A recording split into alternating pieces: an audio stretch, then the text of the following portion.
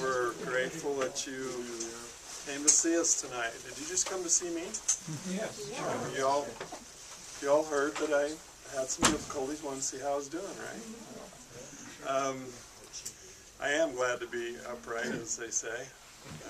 And above ground. And above ground, exactly. It's been 3 months since I had a little bit of surgery, and I'm doing better. But I'm grateful to be here tonight with you. This is a special occasion for us to, we sometimes have a certain, type of book that we like to have authors come and talk about that's, I won't say that we ever get in a rut, but, it might be a biography or just some aspect of Mormon history. This is a little bit different. It's part of this new one that we're mainly going to be talking about tonight. I'll let Richard say something about it too. This is in the Kingdom in the West series, volume number 14. And of course our special guest is Richard Saunders, who edited this book, and with him is Will Bagley, the general editor of the series, and I think he's even done a book or two, if I remember right. That's all right. We're glad to have both Richard and Will with us tonight. In just a couple of moments, I'll turn the time over to Richard, and he'll talk to us about this new book, which is Dale Morgan on the Mormons, Collected Works, Part 1, 1939 to 1951, and I'm sure he will mention one of them. We'll find out when Part 2 is coming out. Richard has been a good friend and colleague of mine for many years. In fact, I'm trying to remember, I think we go back to the 80s. But believe it or not, Richard actually worked for us for a short time when we were at our old location. How many of you went to our Rio Grande location? And a lot of good, faithful, loyal customers here that go way back. We've been here for almost 20 years in this location. And of course you see our little sign here. We just finished celebrating our 25th year as Benchmark Books. And Richard was actually one of the Benchmarkians back in around 1990, 91. So this is his newest work. He's done a number of other things, including on Dale Morgan, Eloquence from a Silent World. This is the bibliography of Dale Morgan's works. Now, Richard, one thing I wondered is, are these going to have a complete bibliography? No. So this is out of print. I'd totally forgotten that it actually has two different bindings, which at some point I want to know, did you run out of one cloth? Still ire over that. Okay, so there's a story behind that, but Richard did 56 copies in a dust jacket, which for me is important. I love to collect dust jackets. And most of the edition, which is a limited edition, was done without a dust jacket, but each of those 56 represented 1 year in the life of Dale Morgan. Unfortunately, he left us at a relatively young age. In fact, I'm looking back on that age now, so it's really young.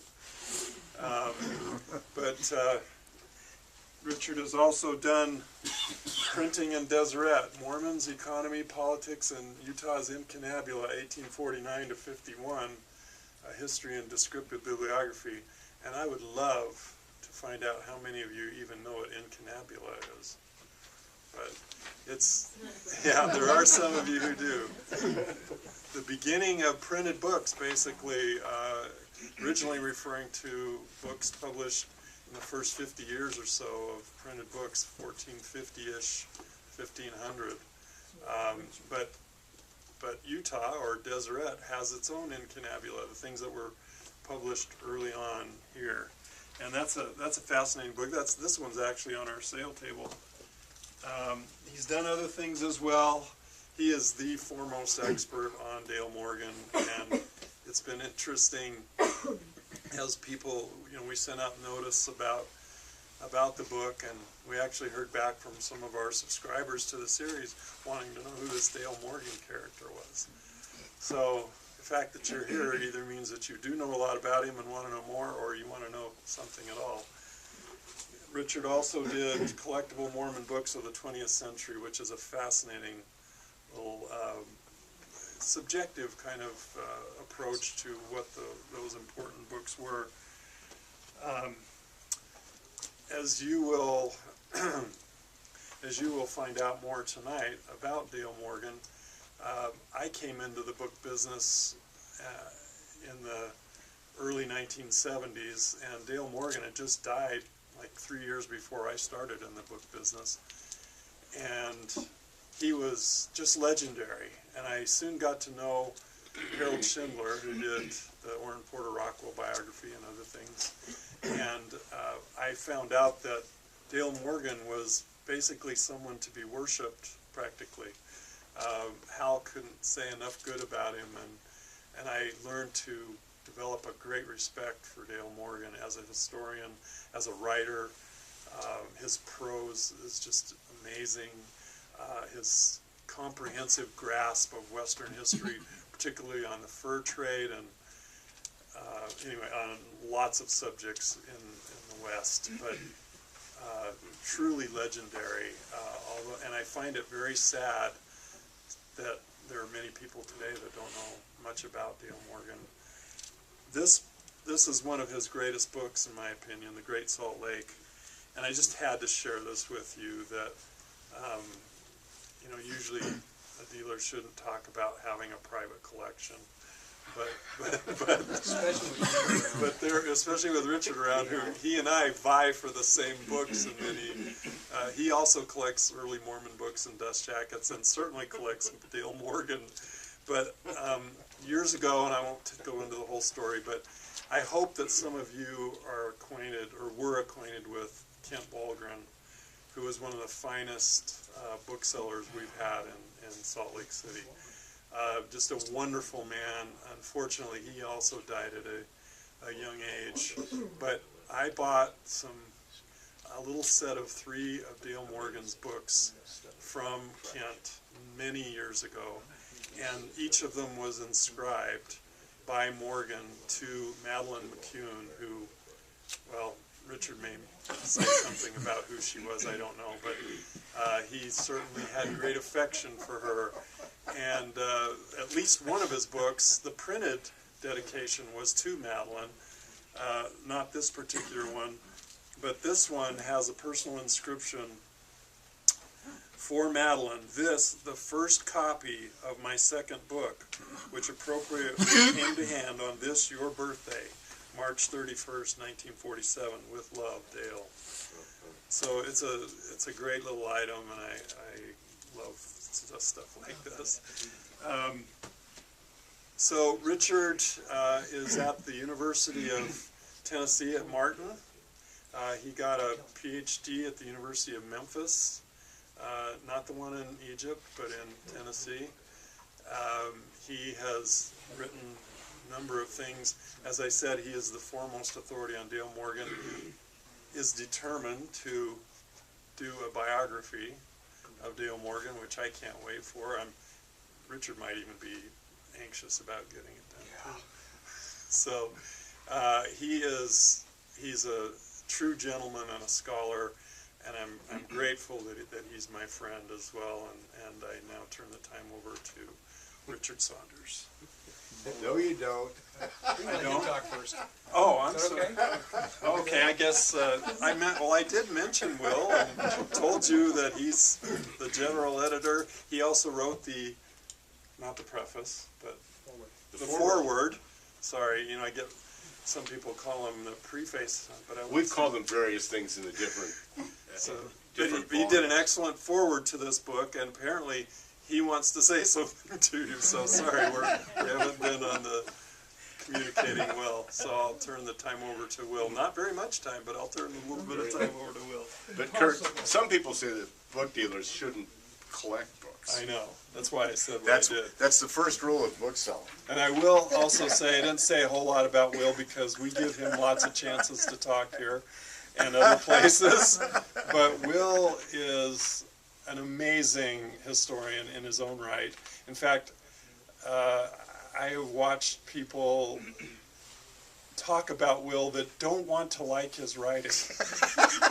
They don't want to, but you know, I heard somebody who felt that very way, and he said, but doggone it, that, especially that first book in the series on the trails he did, he said, it is a magnificent book. And he said, and I'm not going to name who this person is, but he said, Will doesn't like to put himself in the same category as Dale Morgan, but he says, I feel that he is better than Dale Morgan. True story. That's like saying you're better than Jesus. Well, and that's why I was hesitant to say it, but Will is also a great historian and an author, and he is also a good friend. I'm sorry that I didn't give him his due. So, But what Kurt has said about the reverence with which our friends, and Kurt and I have had very much the same set of friends for 25 years. One of the signs of our advancing age is that now many people don't know who Dale Morgan was.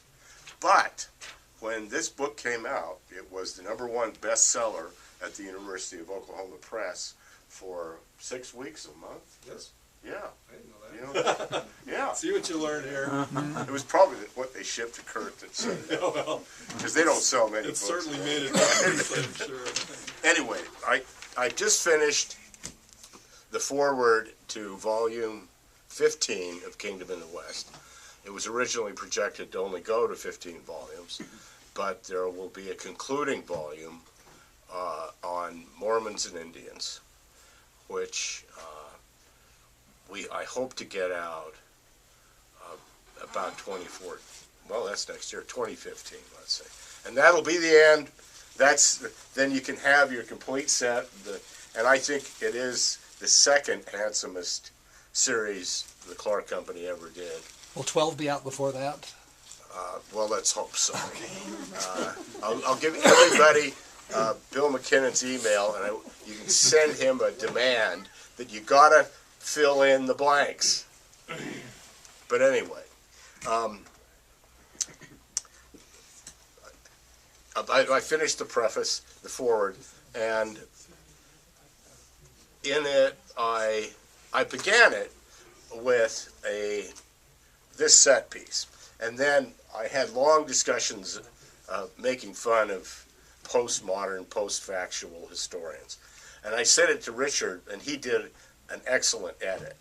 And any good editor likes a good editor. But this is the story that I started the foreword to volume 15.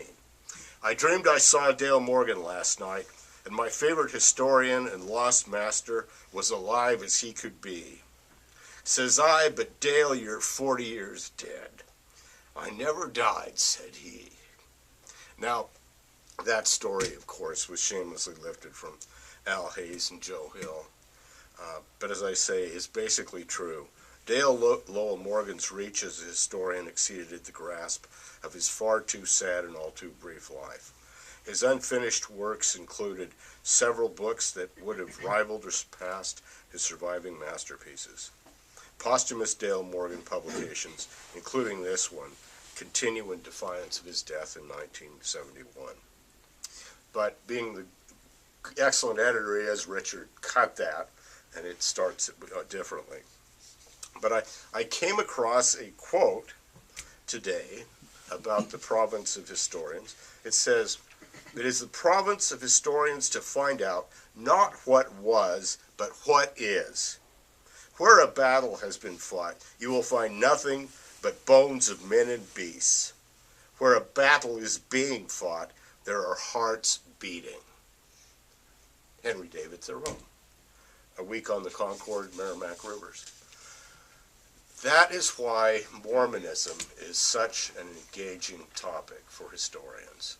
And I find that in the battles of Mormonism, I admire Richard because he is, for my money, the very smartest defender of the faith and true believer. And I find his engagement with Dale Morgan, he knows more about Dale Morgan than anyone on the planet Earth. And I might claim that I'd come in second, but it's a far distant second.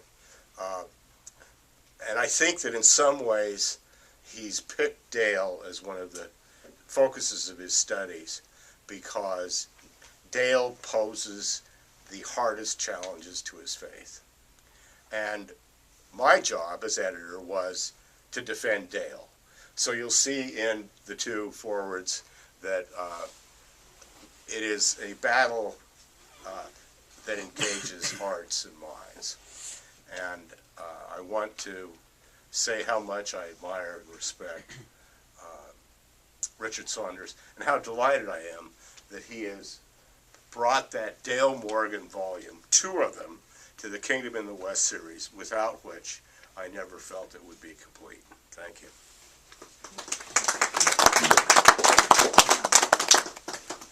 Since I haven't looked at this for a while, I'm going to read you something to answer Will a little bit. Right in the back of this collectible Mormon books of mine, there is a quote from Francis Bacon, Lord Francis Bacon, that says, "Read, not to contradict or confuse belief or to take for granted, but to weigh and consider." And so if someone wants to ask, or someone would ask, and some people have asked, why choose Dale? It was to do that. Dale was a brilliant mind in a human way and in a historical way that I think needs to be remembered. We need more people like Dale.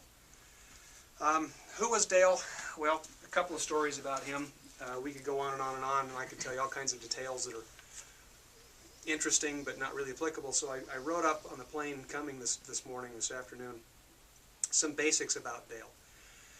You have to remember Dale was a local boy. He was born and raised in Salt Lake City, spent most of his all of his early adulthood here. He was a typical LDS kid, as a matter of fact. He lived down in the Wells Ward, 21st South. The building is still standing there. He lived literally down the street from it.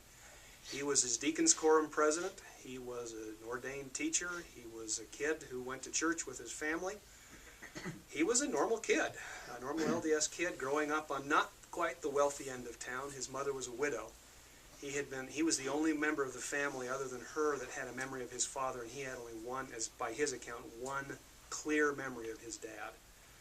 Dad passed away from a ruptured appendix when Dale was 5, 1919, 1920.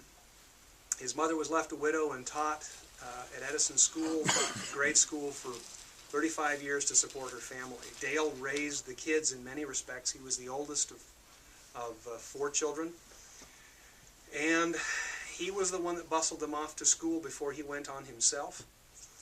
For a long time, he was the man of the house. He had to be. It was a serious side, his brothers told me, about Dale, that he stood up and took authority. He loved his family and was fiercely loyal to his family and actually to the faith that they had. He never once questioned them. He never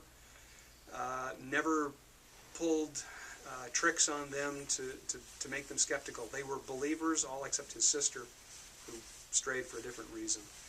His 2 brothers stayed loyal in the church for a very long time, and he was on best terms with all of them and all of his nieces and nephews. I still hear Uncle Dale stories. Marvelous man. Sadly, when he was coming home from a swimming stint with his brothers at Fairmont Pool, if anybody remembers where that was, down off 21st, he felt a little dizzy one time in August of 1920, something or other that I can't remember offhand, and came down with what I think was probably a bacterial meningitis infection. The swelling in the brain and down his spinal cord played tricks on his mind. When I do the biography, I'll describe that in a little more detail because it's really kind of a gripping human story. But in a matter of a couple of days, had gone deaf, and no one could figure out why. And after he got through the infection, he was very, very weak. He couldn't hear and couldn't understand why he couldn't hear. And the swelling had cut off the blood supply to his inner ear. And for at least a year, he was learning how to walk again and balance again. Sat out a year of school, missed an entire year, stayed by himself, and recuperated. And that's what he did. He did for a good long while. But that deafness cut him off from social development. He had been once one of the most popular kids in the school and one of the most popular kids in his ward, and he all of a sudden couldn't talk to anybody, couldn't talk with anyone at all. Deafness carried its own weight that was very, very heavy, and it forced him inward in a way that only those who are really deaf can really appreciate. It made him into, deafness of necessity made him into an individual because of his native interest in the world around him, forced him into the printed word. And so he became an observer to start with, and as he developed, really kind of got a little strange and almost pathological. He amassed, as he describes it, a bushel basket full of cuttings from movie fan magazines showing starlets and people that he knew. He had a fascination with human intimacy, and I mean the intimacy like people just have talking back and forth. Completely couldn't understand it, and as he was going through his own puberty and adulthood, just really, really struggled with that. And so he kind of started developing some real pathological strangeness. I'll maybe describe that later if someone wants to probe me on specifics. But he, when he got into college, he did manage to graduate from high school, went to West High up here. Eventually went to the University of Utah, took a degree in art. Was planning to be a graphic artist, graphic designer, and advertising guy, and he actually got out with a Bachelor of Arts, which means he studied a foreign language and passed his competencies. Now that was Latin, and I figure if you're going to start, you can do a Bachelor of Art, and if you're deaf, you may as well choose a language that nobody speaks on a routine basis. You should be in good shape. He did pretty well there. Otherwise, he was a pretty normal kid. He loved to fish. And did up until his mid-20s, until he left Utah. Loved to drive around the country, just with friends and doing other things. His brother Robert one time taught him how to drive, his youngest brother, and described for me the horror that they had in trying to help Dale learn how to drive a stick shift when he couldn't hear the motor and couldn't hear the transmission, and it was trying, as he said. Dale actually burnt the motor out of his own car many years later, driving across country because he couldn't really do anything about it. His deafness made church essentially irrelevant. He couldn't participate. He couldn't follow. He couldn't hear discussion. He couldn't. I mean, it was completely untouchable for him. And by the time he was 16, 17 years old, he had pretty much left the church, not Mormonism per se, but had left the church because there was nothing for him to do. But he did learn to type as a teenager, and fortunately he learned to type, so I didn't have to read his handwriting, which sometimes was very good, and other times when he was taking notes was somewhat problematic. But his typewriter, a succession of typewriters, become his voice, and it's stunning to look at his publications like this one that you'll be reading, that they're full of crossed out and moved around, and there's 3 or 4 drafts and they're all just jumbled around. But you go to his letters and they are clean and they are cogent and there's virtually no spelling errors. And he's typing on manual typewriters, remember. So here's a man who learned to speak with his fingers, who never heard the return bell and sometimes ran off the edge of the page at the bottom of the page, but who learned to master the ability to speak with his hands. Now he never could use lip reading. It frustrated him terribly. He never could do sign language. He had no interest in it. But he learned to speak with his typewriter, and that became his word for the rule, his view to the world. As I've gone through his correspondence, he would get behind on correspondence. He would stack it up and pile it up and do things like that. He would often have, in days of email, imagine that the email that you may get on a daily basis, imagine that coming into your mailbox on a regular basis and going out from the mailbox on a regular basis. That's how Dale lived for years. 12, 15 letters a day sometimes as few as 6 or 7, but never fewer than 5. I can't even imagine him getting that few. How did he get turned around? Well, he became a historian quite by accident and only after his college career.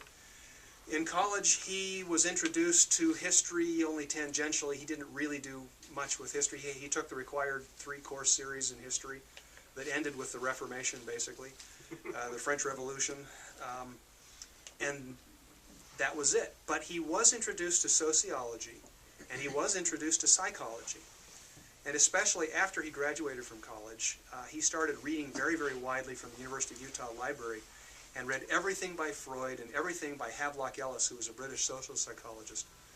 And in that reading, he starts to put together his view of the world that makes sense. Now, I have to remember what psychology was in the 1920s. Those are the books that he was reading. Those were we have the world in a nutshell. Psychology can predict basically what's going on with mankind. And so that's what he brought into his understanding of the world around him. Now, I think he got past that, but for at least his understanding of the Latter-day Saints, that was pretty much his Havelock Ellis's views on religion and Freud's views on religion. That's blended with his own understanding really became his view of the Mormons. And as he unfolds, and as you take a look at books like the Mormons that you'll be reading in the next volume, you'll get that out.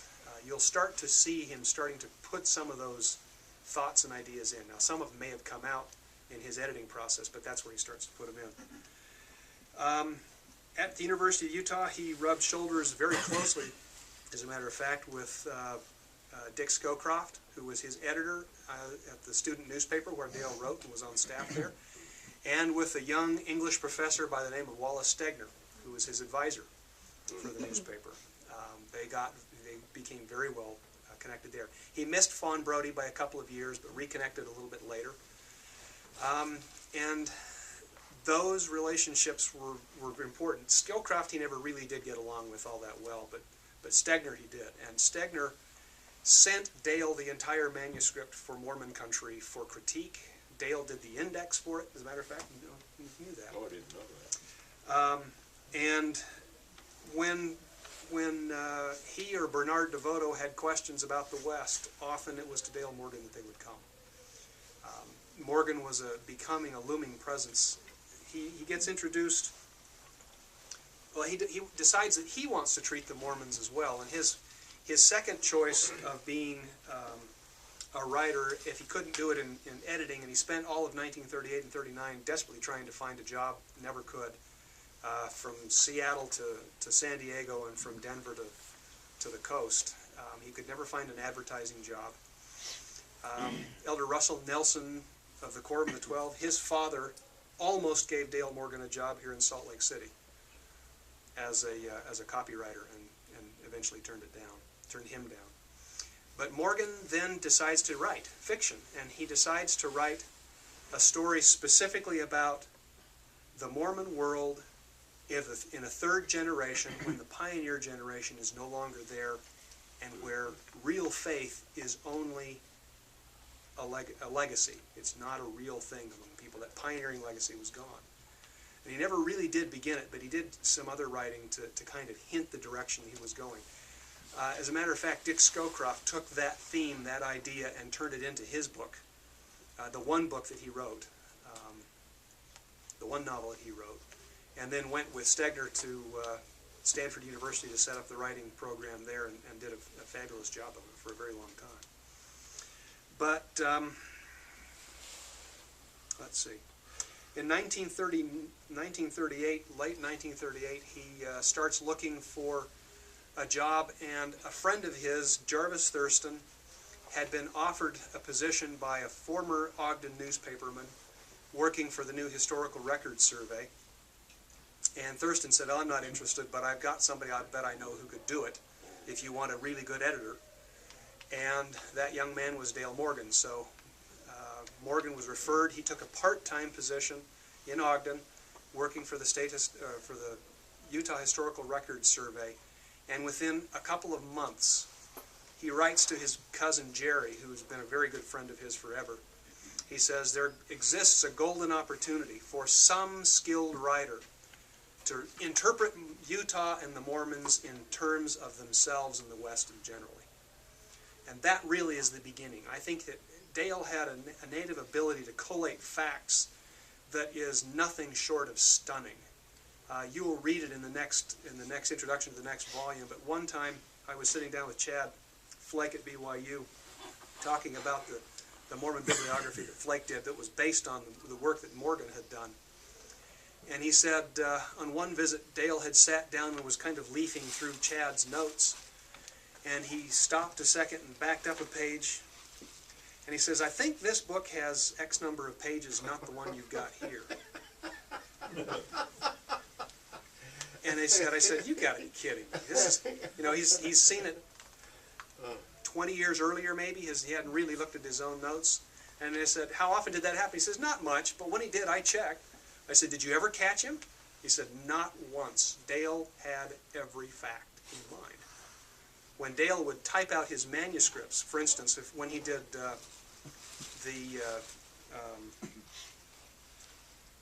it wasn't Ashley, it was Jedediah Smith. When he did Jedediah Smith, he did all the text first and then went back and put the notes in. He just left the places in place for the notes that he knew he was going to need. And then he would go to his library or to someplace else and pull the book out and double check. And he was very good about that. And the thing that Dale feared more than anything was not to be irrelevant. He didn't mind being irrelevant. He didn't even mind not being read. But he desperately feared being proven wrong or being proven incomplete, that he hadn't done enough research.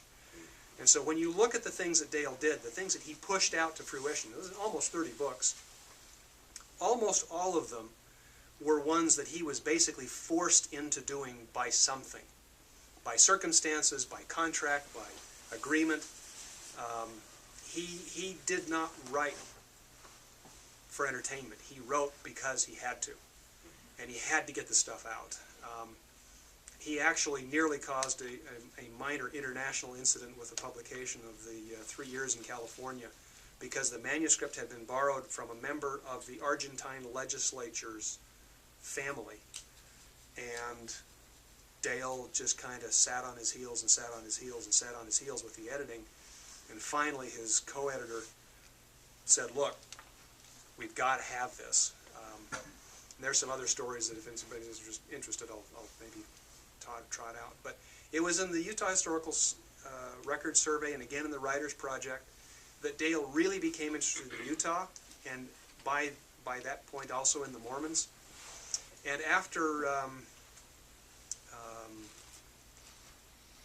shoot, what's the book? It's red. Just a minute. Andrew Neff's book on Utah. Dale felt that early Utah had been sufficiently well documented and treated efficiently that he was going to concentrate on the Mormons. And he did.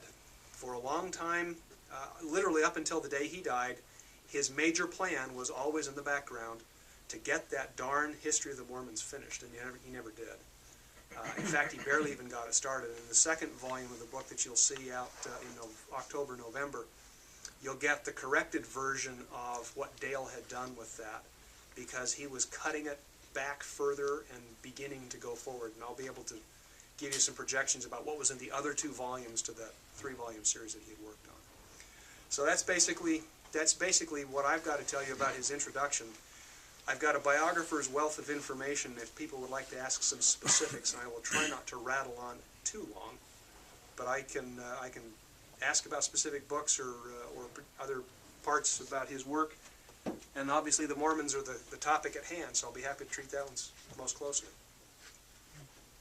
Who wants to be first? I'll make one comment. Kurt has some great relevant books here. The letters that Morgan and Bernard DeVoto exchanged are classic. They're astonishing. Because Morgan, in the wake of the publication of No Man Knows My History, challenged DeVoto's belief that Joseph Smith was schizophrenic, paranoid And schizophrenic. paranoid schizophrenic. And the great man did not take well to that. But Dale gave as good as he got. Yes, he did. I'm not sure how it personally wound up, but the Morgan end of the correspondence is in this. And this is about the only published correspondence. Yeah, there's no way to do a published edition of Dale's correspondence. I mean, it's You do it 57. topically. Yeah, you could, but even then it would be awfully hard because he lumps so much stuff together in his various Yeah, letters. right.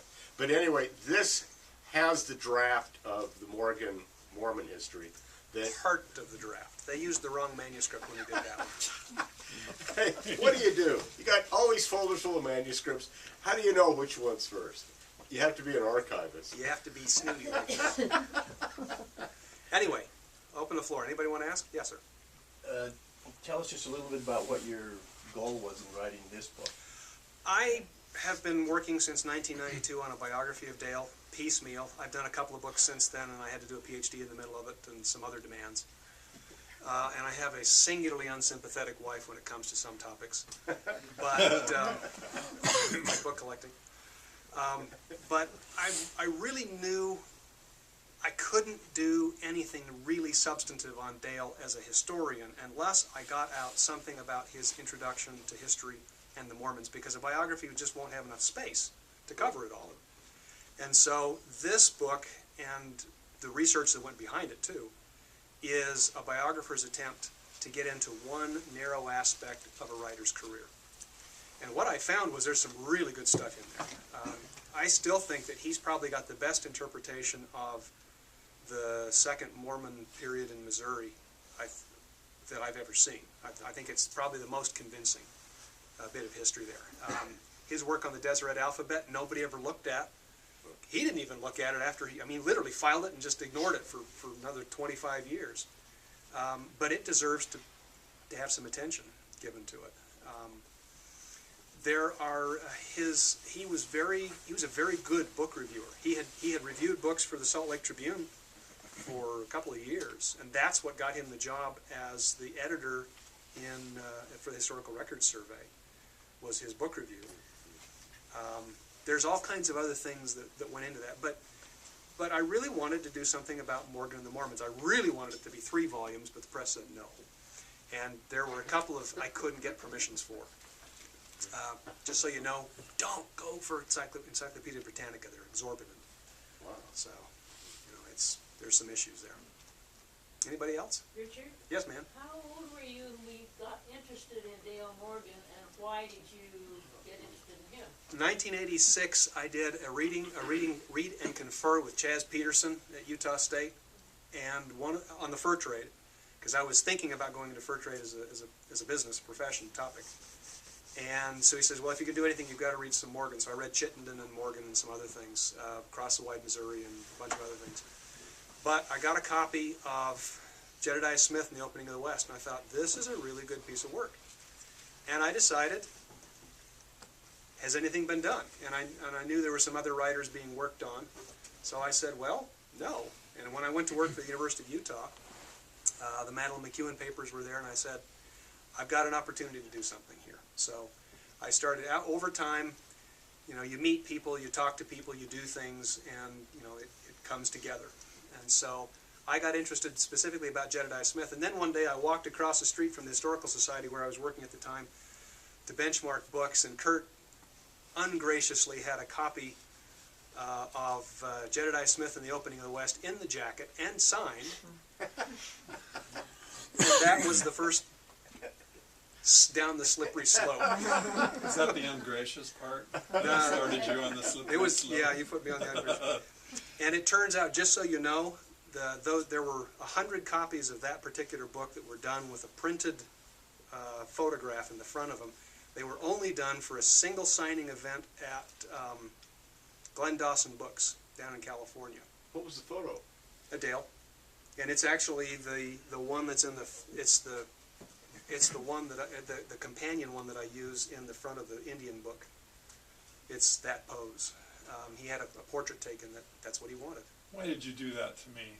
Now there's another state of the book that I have. Well, I'll also have to tell you about there's the off-print of the, let's see, 49ers.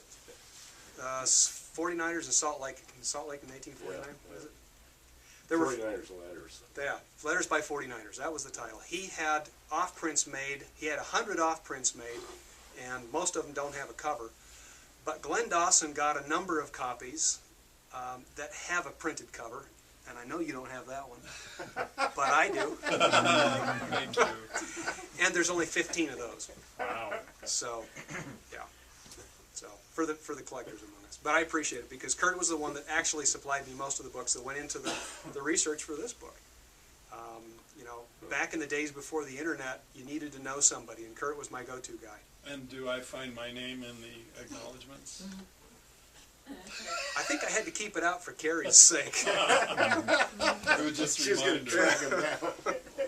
Any other questions? I've got one if nobody has one. Go Sure. ahead, Norm. Richard, what are your two or three most, I always want to say favorite Morgan titles? Jedediah Smith, I think, is one of them. It was a stunning book. Now, Gary Topping does a very appropriate critique of it. It's not a flawless book, but it's an extraordinarily good book. It's been in print since 1953. It ought to be good. That's pretty good. You know, I've done so much with Dale, I don't know that I've got a favorite anymore. I really like his, the bibliography, the third bibliography he did, the Churches of the Dispersion, Bibliography of the Churches of the Dispersion. That was the one that that stunned me as a grad student. I used that when I was doing my master's thesis on Gladden Bishop. And initially my work on Utah printing was going to follow that model. Well, Pete Crawley beat me to it, and I'm not sour, and he's got my notes, so that's okay. But I still think that is probably one of the best studies on the restoration that's ever been done. And Dale was very interested. Those, yeah. This is the set. Sorry, they're not available, but No, these are the they're not. ones he's just talking about, the Churches of the Dispersion. He was going to do a whole series of those, and you've got the first two in this first volume. He did the Were they off prints from the Western? yeah, they were. And the Churches of the Dispersion only exists as an off-print. It was never actually printed in the journal.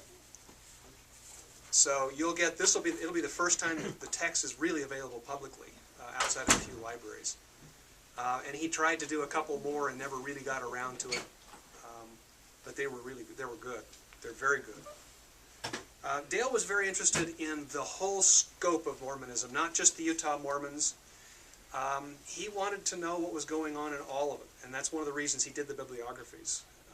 He was using them as an excuse to get data out of some of the splinter sects and schismatic organizations. Your question. I was wondering about his personal life. Was he married? Did he have children? And how do they feel about his legacy? To quote a phrase, it's complicated.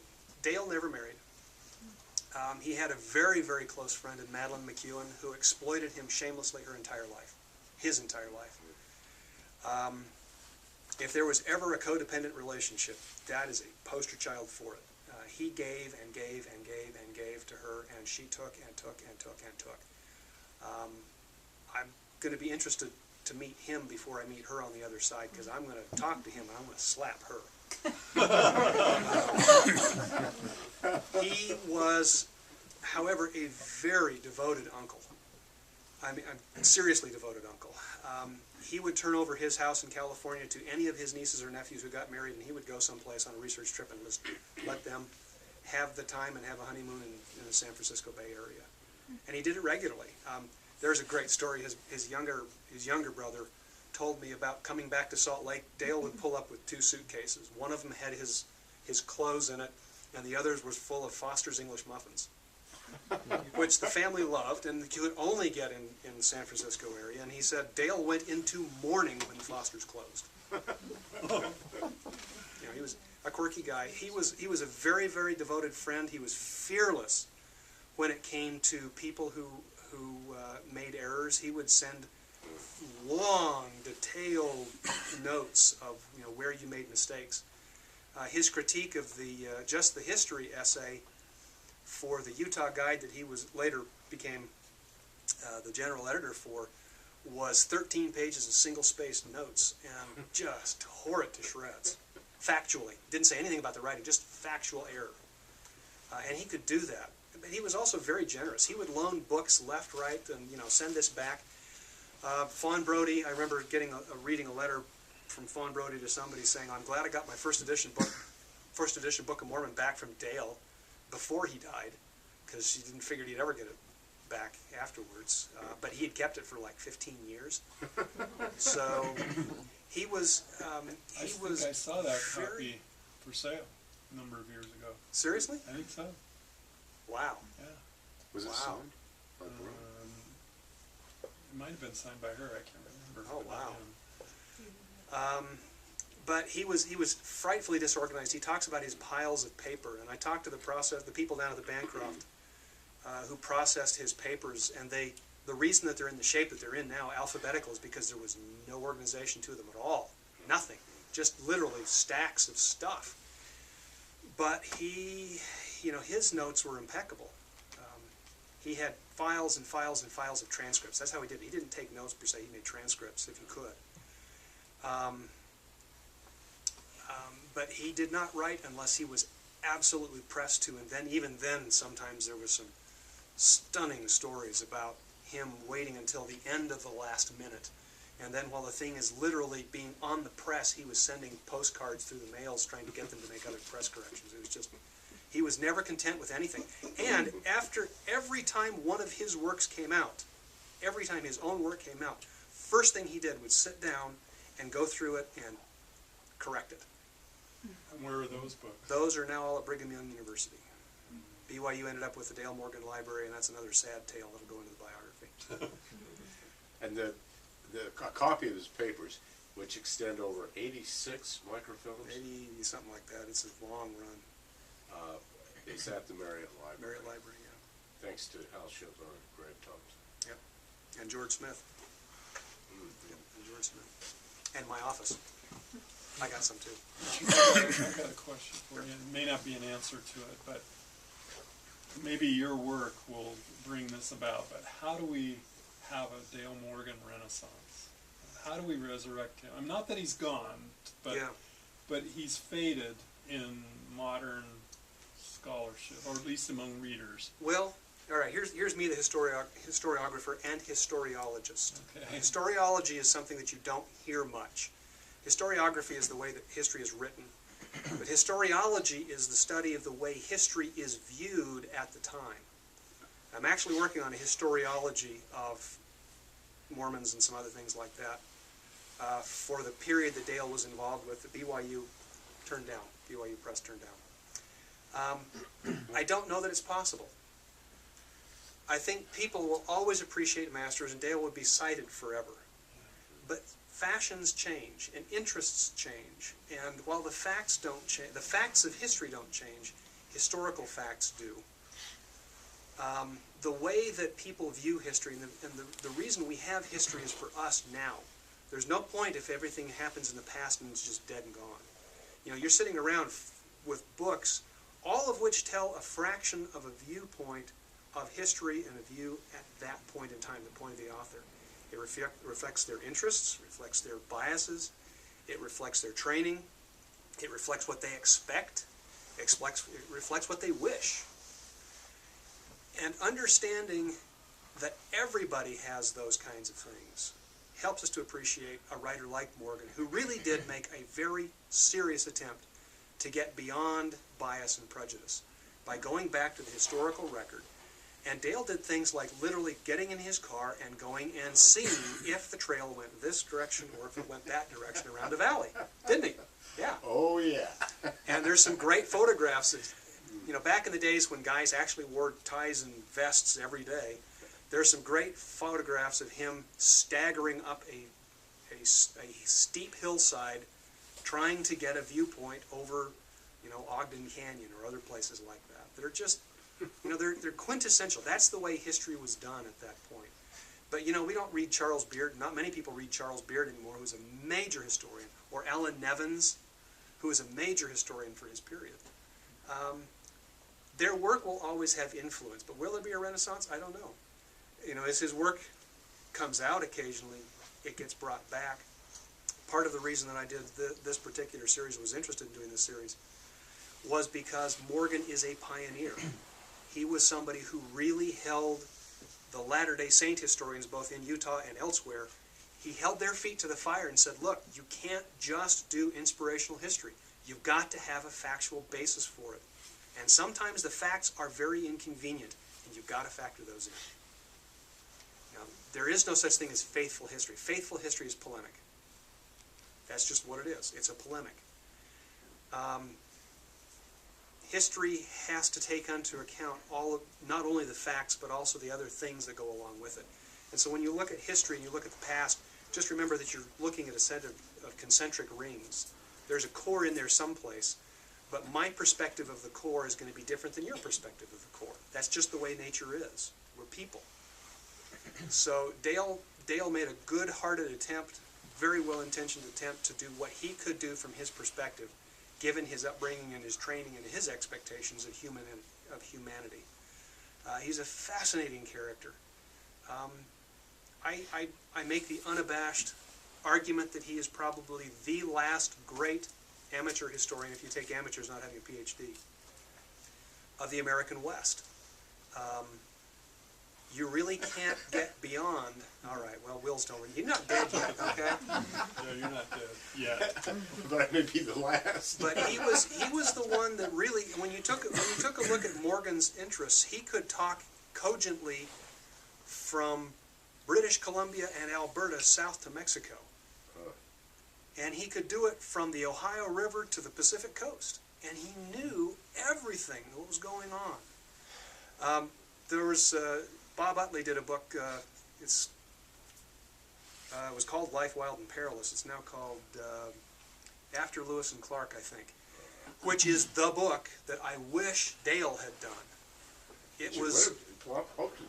He had hoped to do. He wanted to do an understanding of the geographic knowledge of the American West, and Utley did a great job. It's a wonderful book. But Morgan should have done that book 25 years earlier, and he could have done a stunning job of it. There were, like any historian, there's a bunch of things that he just never got to. He never finished his Mormon book. He didn't even start his massive study of the American fur trade, which was going to go from the deed of cession in 1769 to basically 1742 to 1869, with the very end of the fur trade, which would have been a Pulitzer winner. I mean, it should have been a Pulitzer winner, but he barely even got it off the ground.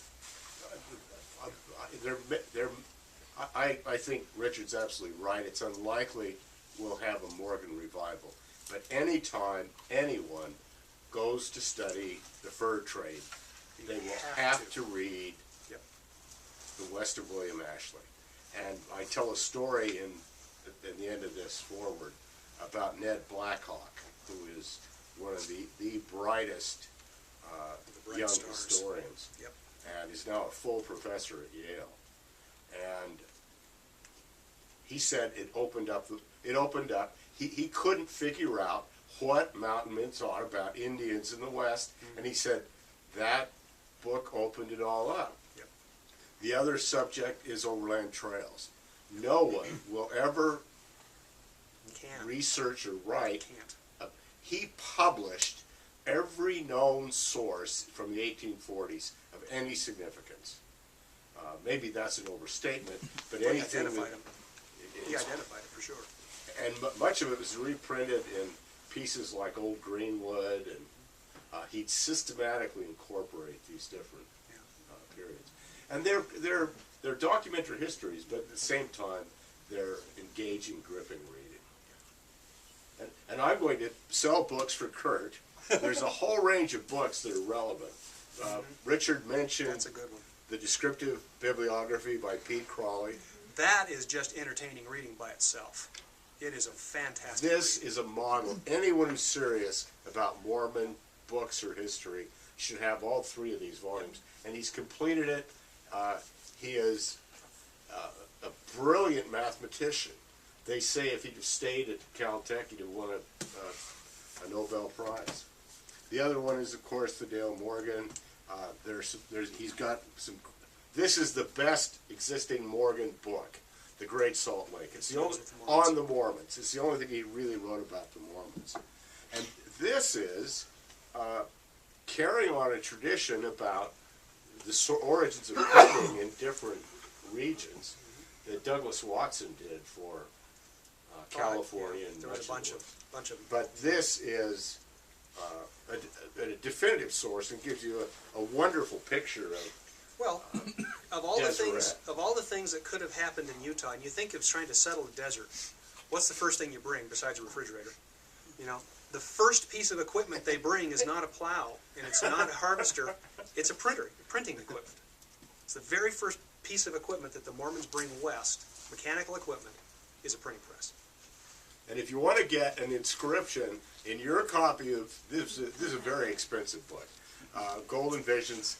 I'm here, and Kurt's sale book has Gary Topping's Western Historians, That's another really good one. which is a panoramic view of Morgan, Yep. Brody, Brooks, Stegner. Yeah, and if you It's don't right- know Morgan and his circle, before you start with my book, read that one, because that one, Gary does a fantastic job kind of tying together the various loose ends of relationships and how they kind of fit together intellectually as well as This is the one you're talking about, right? physically. Yep, that Oh, one. yeah. Yep, that one. Utah historians and the Reconstruction of Western history. Yep. Hope we have more than that. You have that 1995 article I did on Dale in Salt Lake? In In dialogue? Dialogue. Get back We issues. can find it. We can try to find it. Yeah. I did an early biography of Morgan in Dialogue in '95 too. Well, and Richard did, as I pointed out, this bibliography. Now, I don't know how many things he's found since, but this has 259 items that Dale Morgan produced. Not very many. Just in that little slim volume. And this is fascinating. I will tell you that, and I won't say who these belong to, but here's quite a few examples of Dale Morgan's books right here. Not everything, but just to give you an idea of the breadth of his scholarship. He was incredible. Let me say one other thing about this. This book is, for those of you who are printing geeks like me, this is the last book published in Salt Lake City in hot metal. This Really? is the last one. This is the last one. After they did that, and after the printing was done, it was Twin Type, the people who said it, got out of that business. Fonts. Yep. And this is the last one. One of the reasons I did this book was because I wanted to carry something through in hot metal, and I saw it from beginning to end. And it's a very nicely done book, and thanks to him. And I designed it too. he designed it. That's what I'm saying. Thanks to him. I've got Morgan 1. Yeah. Well, thank you. We now invite you to come up and make your purchases at the front. These two will be at the desk signing. And my wife has made some homemade cookies. I think we're a little short on them, so you might want to start with one and see how we go. Sorry. That's my supper. There are some other goodies out here too in the hallway as usual. Restrooms down the hall. We thank you so much for coming. No rush. Come and browse the store, ask questions. Have these guys sign books. I will for stay you. until they throw me out. Yeah. Which, depending on how he acts, may or may not be very long. Yeah. Thank you so much, Richard. Let's give him a hand.